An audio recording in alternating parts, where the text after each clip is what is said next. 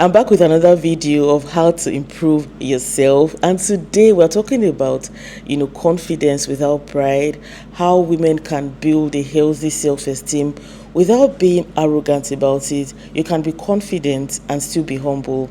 Let's get into the video. Welcome back to my channel. Hope you're doing well. So you guys, there's a fine line between being confident and being arrogant or prideful, and a lot of women, including me, a lot of women are crossing that line. And today I just want to talk to you about some of the things you need to look out for in order to build genuine humble confidence, a genuine self-esteem that is humble. You still be humble but confident. You won't let people take you for granted. You won't let people take advantage of you, but you do it in a way that won't exude pride. Okay, so the first point in this video will be that you should accept correction without defensiveness. At the beginning of this video, I said most women cross the line, including me, right? Please, I'm the number one culprit of this.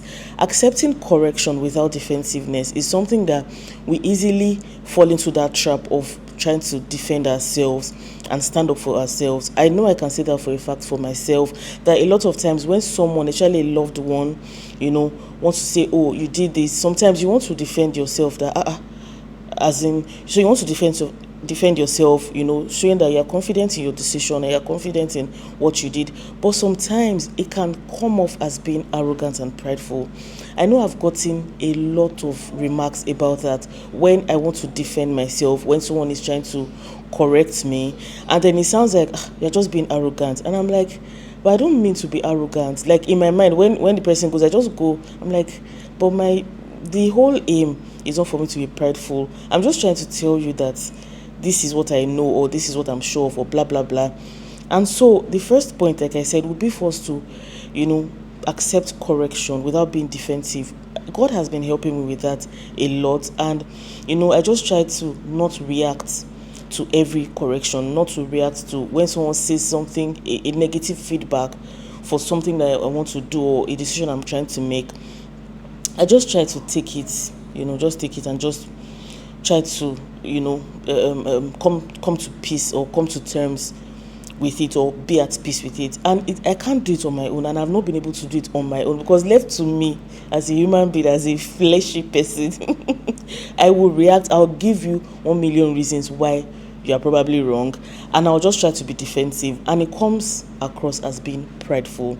And so if we're going to be amazing Christian women trying to become better people and be better ourselves, one thing we need to put in mind is that we need to actually calm down and listen to what people have to say, because at the end of the day, they are the ones seeing us, they are the ones experiencing us, experiencing our attitudes, or our whatever it is we are doing. They are seeing it, and so their feedback is actually more important than what we think our intentions are. I don't know if that makes any sense. Okay, so if you feel like your intention is good towards a particular thing, and you're trying to do that thing, you feel like you're not trying to be prideful, the person you are talking to doesn't know your heart, doesn't know your intention, doesn't know your mind. The person can see your attitude, your actions, and the person is telling you that, okay, what you are saying makes you sound proud.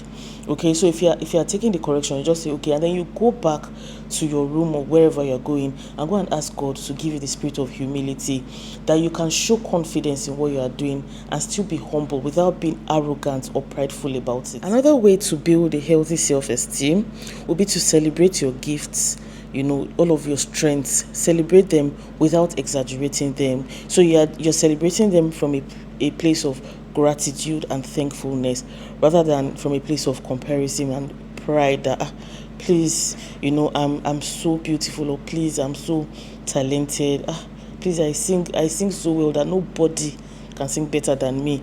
And you are making it look like you gave yourself the gift, or it's by your power or by your might.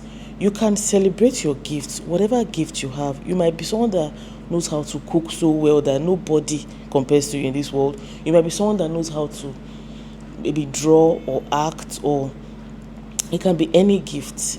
And when you are celebrating it, when you are trying to be confident about it, you would do it from a place of gratitude rather than being boastful that please, I'm the best cook. When you show confidence in a way that seems boastful, it does not show a healthy self-esteem. It just shows pride and arrogance. And so, when we're trying to become better people, we need to pay attention to certain things that we might not know we're doing wrong. We might not even know that it is wrong, or we might not know that it is not the best way to go. Let me put it that way. And so we just keep doing those things because we're used to doing them.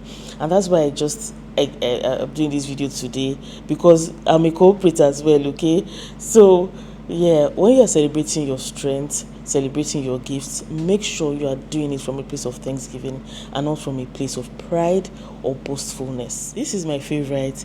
Okay, anchor your identity in Christ. When you're trying to build a humble confidence, a genuine self-esteem, you need to know who you are. You need to know whose you are. Your identity should rest in Christ Jesus, and not in all of your titles, not in all of the validation, not in all of the things you're getting from people. It's not about you being a son. It's not about you being what's the highest title a woman can get in this world. It's not about you being the queen.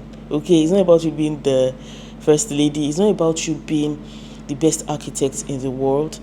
It's about who you are in Christ. Your self-esteem should be deeply anchored in Jesus Christ and not in your achievements, because all of these things, though they bring satisfaction, a lot of them are fleeting.